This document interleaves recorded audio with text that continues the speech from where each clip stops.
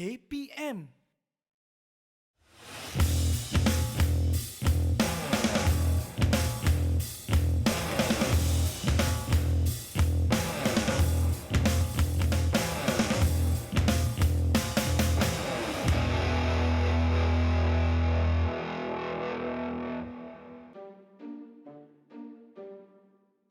Hai kawan-kawan, inilah sekolah saya. Nampak cantik bukan? Wah, ada tiang tau sekolah saya. Nampak ada apa lagi? Ada benda ni juga, ada pokok, ada...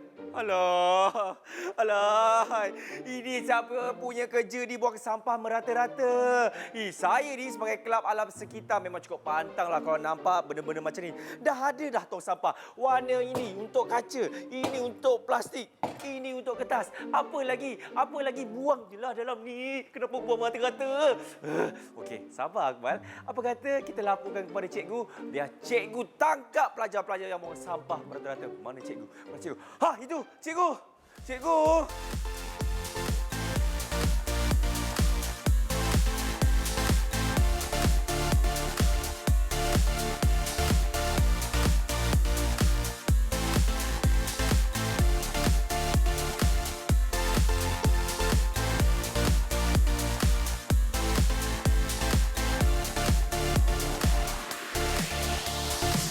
Wah, banyak je aktiviti-aktiviti yang ada dekat kelab alam sekitar ni.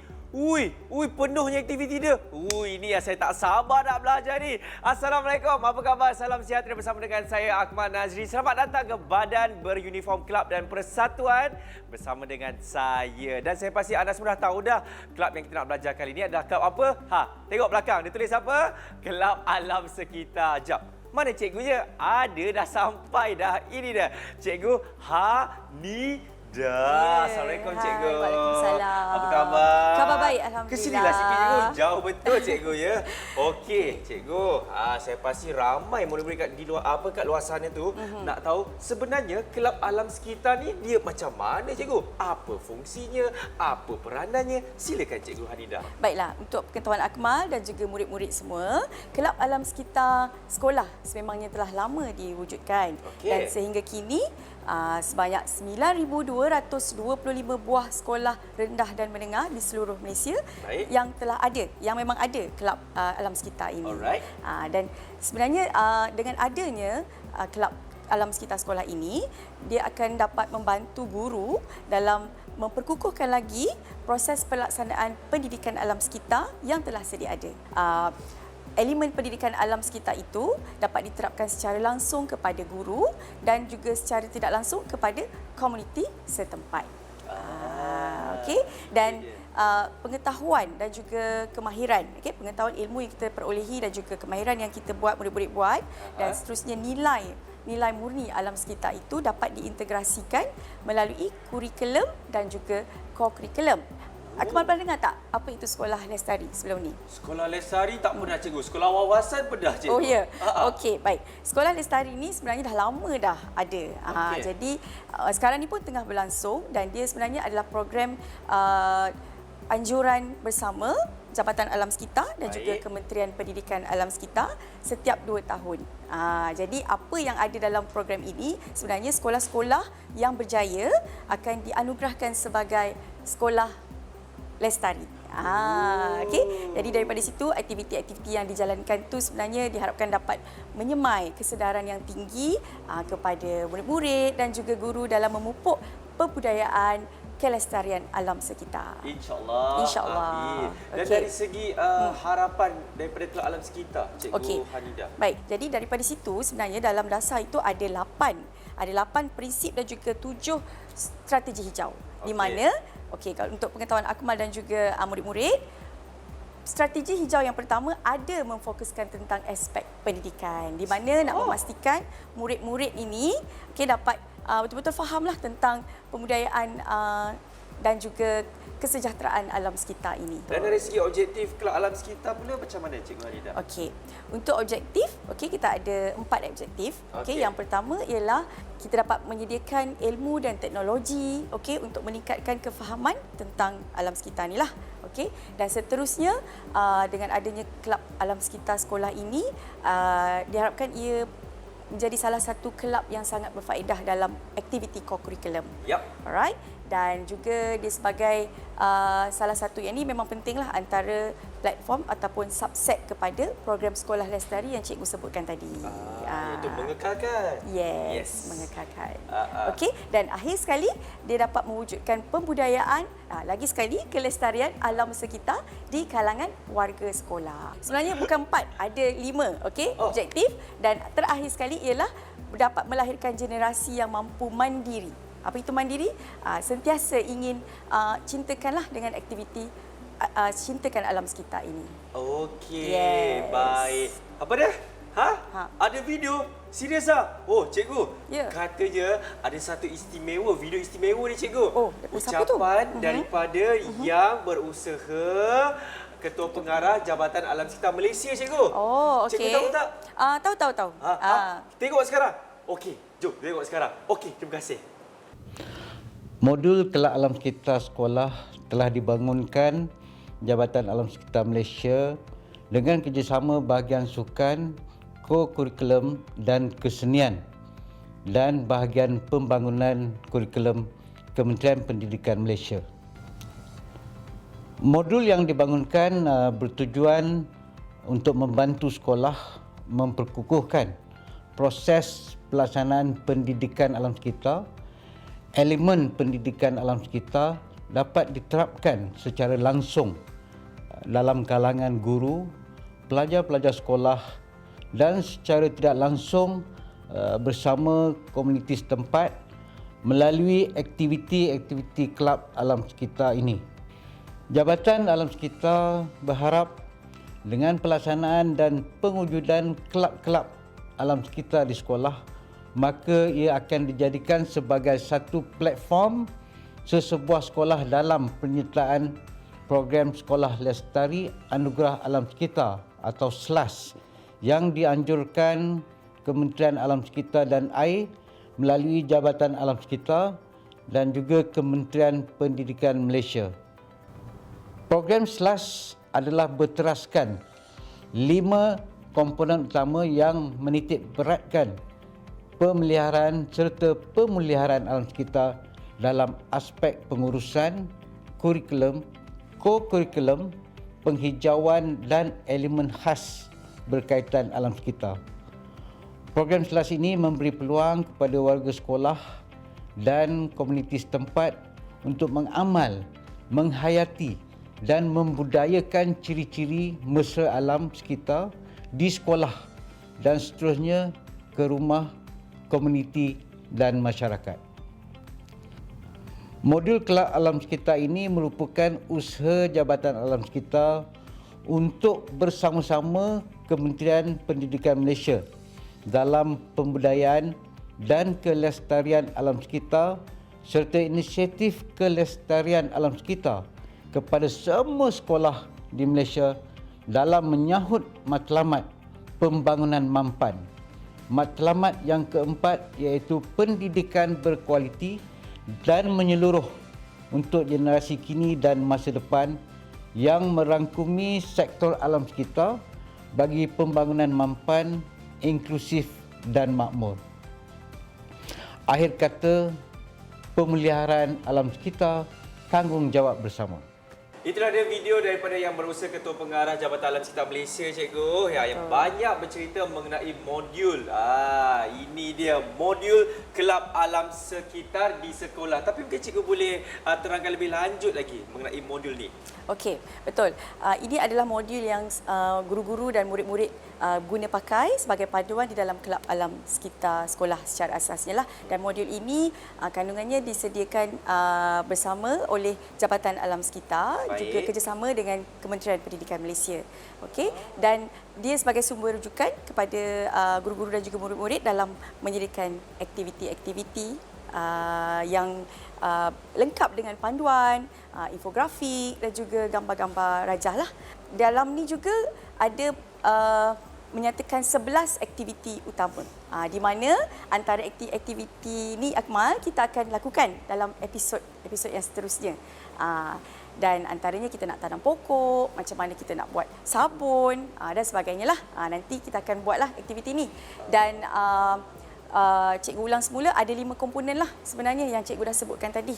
Baik, cikgu. Itu sahaja. Saya sebenarnya kan cikgu, kadang-kadang saya nak beritahu kepada murid-murid kan. Kadang-kadang ada orang ni tak tahu mengenai kalau sampah tu kan, mana satu nak asingkan, warna Betul. jingga ke, warna coklat ke, warna biru ke. Sebab itulah nak berhenti rehat dulu, boleh cikgu? Boleh. Selepas ini anda jangan ke mana-mana, kita akan kembali dalam badan beruniform kelab dan Persatuan. selepas ini.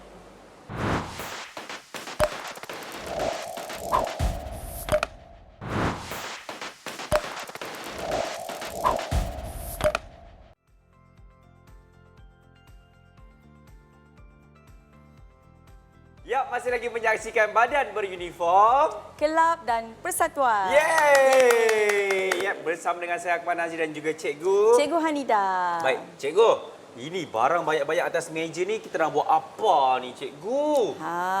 Inilah sebenarnya bahan-bahan yang boleh dikitar Semula. pandai, Akmal. Tahu tak apa maksud bahan kitar semula tu? Setahu saya, cikgu, bahan-bahan kita semula tu yang kita boleh guna pakaikan balik. Guna pakai balik. Ya. Ke guna kitar semula? Betul. Maksudnya bahan-bahan ini Okey. bila kita proses kitar semula, Okey. kita akan dapatkan semula bahan yang seperti ini tapi baru. Oh, Ini lama jadi baru. Seperti kaca, kertas dan sebagainya? Betul. Oh, Okey. yes. Dan bila ada proses kitar semula ni sebenarnya, Akmal rasa apa tujuan dia sebenarnya bila kita nak kitar semula ni? Cikgu, untuk menyelamatkan dunia, cikgu. Okey, pandai. Itu sebenarnya fokus utama kita. Okey, tapi yang sebenarnya bila kita proseskan bahan lama menjadi bahan baru, okey, dia akan dapat menjimatkan dari segi kos, okey? Kos untuk menghasilkan produk yang baru. Kemudian bahan mentah dan juga kita kurangkan bahan buangan. Daripada kita nak buang macam tu saja, kita boleh jimat bahan buangan yang terlalu banyak dekat tapak pelupusan tu. Oh, betul juga. Betul tak? Jadi sebab tu pentingnya proses kita semula ini. So sekarang Akmal, cuba Akmal tengok bahan-bahan depan Akmal ni. Okey. Barang-barang ni. Jadi Akmal boleh kenal pasti tak apa sebenarnya nama-nama jenis bahan kita semula ni? Ini adalah paper ataupun kertas. Ya, betul. Okey, ada beg kertas, Beg ada kertas, surat khabar, surat khabar, ada majalah, kotak minuman, kotak tisu. Yap. Semuanya daripada kertas. Okey, pandai. Okey. Seterusnya. Seterusnya adalah tin aluminium. Betul. Yang inilah, cikgu. Ya. Okey, dan seterusnya ini. Kena ketuk dulu kan nak dengar dia punya tu. Kaca, cikgu. Ya, kaca. Okey, seterusnya yang ini, cikgu. Ini semua ni merupakan plastik, cikgu. Betul. Okey. Okey. Dan seterusnya Ya, ini adalah komponen elektrik. Okey, tapi komponen elektrik ni adalah bahan kita semula yang kita akan perkenalkan sekejap lagi. Okey. Dan sebelum tu, okey, sebenarnya kat mana kita nak letak sebenarnya bahan-bahan kita semula ni? Kalau Akmal nampaklah, okey, sampah-sampah ni, bahan buangan ni. Kat mana Akmal letak? Ada tak dekat dalam ni? mana Apa yang tong kita boleh letak? Mana tong sampah, cikgu? Tak ada pun. Oi. Ni dia. Oh, yang warna biru, Yes. warna jingga dan juga Betul. warna coklat, cikgu. Ya, ada 3 warna dekat sini. Jadi kalau dekat sini dalam studio ni, Okey. kita ada warna biru. Apa dia, Akmal? Biru, Kalau dia tulis dekat situ, kertas. ya, tong kertas. Okey. Dan yang ini, Jingga ni yang aluminium yes, tin aluminium dan juga plastik. Oh, aluminium dan plastik. Dan warna coklat. Semestinya kaca, cikgu. Kaca, betul. Okey. Okey, ya. Kertas buang di mana? Kita pergi ke sini. Okey, saya buang, cikgu. Okey. Pandai. Seterusnya adalah yang ini tin aluminium, cikgu. Betul. Warna jingga. Betul. Okey, jadi saya buang kat sini. 1, 2. Okey.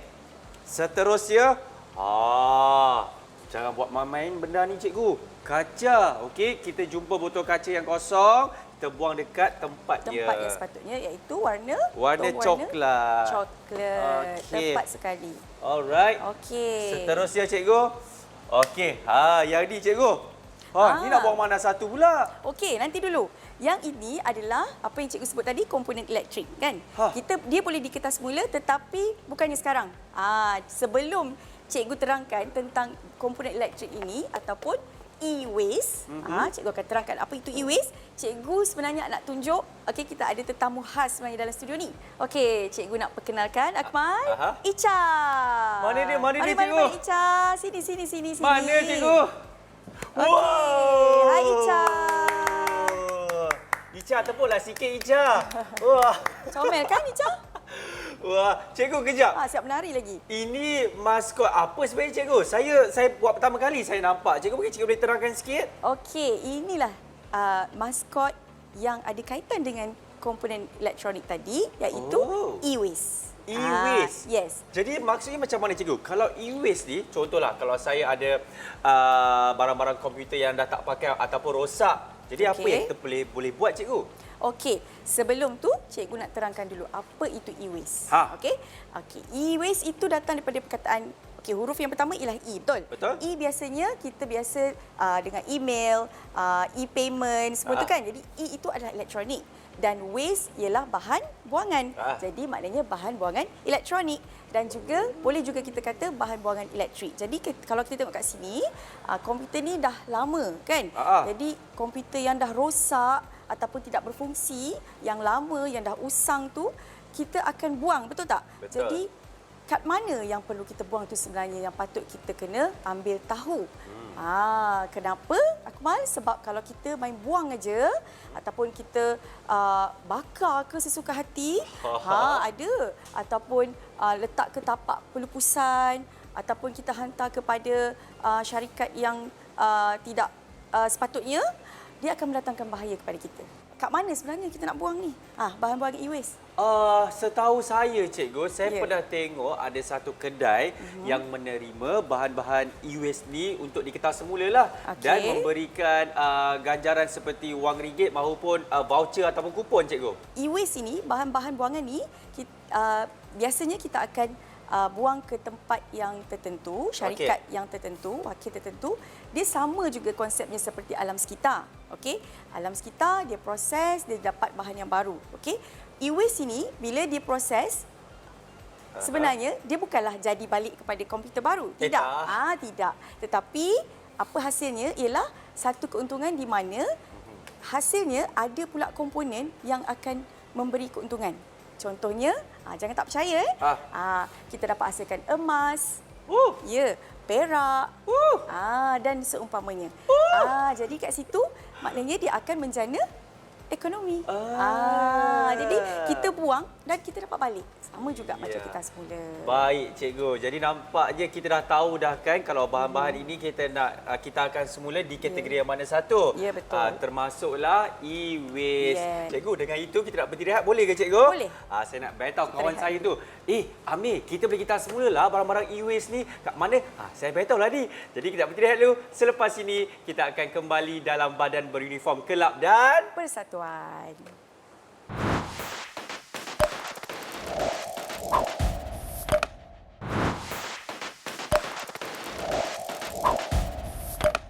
Alright, masih lagi menyaksikan badan beruniform Kelab dan Persatuan. Cantiklah Cikgu Hanida. Cikgu, ini infografik. Apa pula cikgu nak kongsikan kali ini mengenai infografik ni cikgu? Apa kaitannya dengan Kelab Alam Sekitar cikgu? Okey, baik. Kalau kita tengok dekat sini, contoh-contoh infografik yang dihasilkan ni ada carta, ada lakaran, ada gambar, ada berbentuk jadual, okey. Dan juga perbezaan. Jadi itulah antara elemen-elemen yang perlu kita letakkanlah di dalam infografik. Okey. Jadi untuk aktiviti infografik ni Akmal, kalau di sekolah, cikgu-cikgu boleh buat penetapan. Okey. Contohnya ada pertandingan mencipta infografik dan juga mereka cipta poster. Mungkin pada hari-hari tertentu seperti yang berkaitan dengan alam sekitar, iaitu pada Hari Bumi 22 April, kemudian Hari Alam Sekitar Satu Dunia pada 5 Jun dan seterusnya Hari Alam Sekitar Negara yang bakal berlangsung pada 21 Oktober. Jadi bila ada hari-hari itu, maka kita cipta satu pertandingan dan kita beri hadiah pada murid-murid. Itu salah satulah. Tapi kan cikgu, ya. macam saya bukan apalah cikgu. Kenapa, Saya komputer riba pun tak ada cikgu. Apatah lagi komputer riba. Komputer pun tak ada cikgu dekat rumah. Jadi macam mana kalau saya nak, yelah orang kata turut serta membuat poster maupun infografik ni cikgu. Betul, tak dinafikan Akmal walaupun sekarang ni memang dunia teknologi. Okey, memang kita galakkan semua berbentuk digital. Okey, tapi kalau kita ada komputer dan sebagainya, tak ada kemudahan seperti itu, jangan risau Kita tak terhad kepada aktiviti di dalam modul tu. Kena cipta juga infografik menggunakan komputer. Tidak, okey. Kita boleh buat aktiviti menggunakan, contohnya apa? Kalau tak nak pakai komputer riba. Ada idea tak Akmal?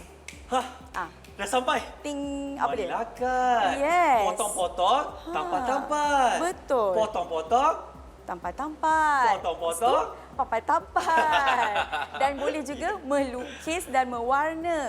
Tak ada iyalah, masalah. cikgu. Boleh. Itu pun satu Maksudnya, poster. kalau saya tak ada komputer maupun komputer riba pun tidak ada masalah lah kalau nak turut serta dalam pertandingan ni kan? Boleh. Jangan susah hati. Jangan terus tak nak buat kan? Janji buat. Dengar tu. Jadi Cikgu Haridah, terima kasih banyak-banyak. Sama-sama, Jadi mungkin Cikgu Akmal. boleh berikan rumusan secara ringkas dan padat dekat murid-murid di luar sana. Silakan. Okey, baik.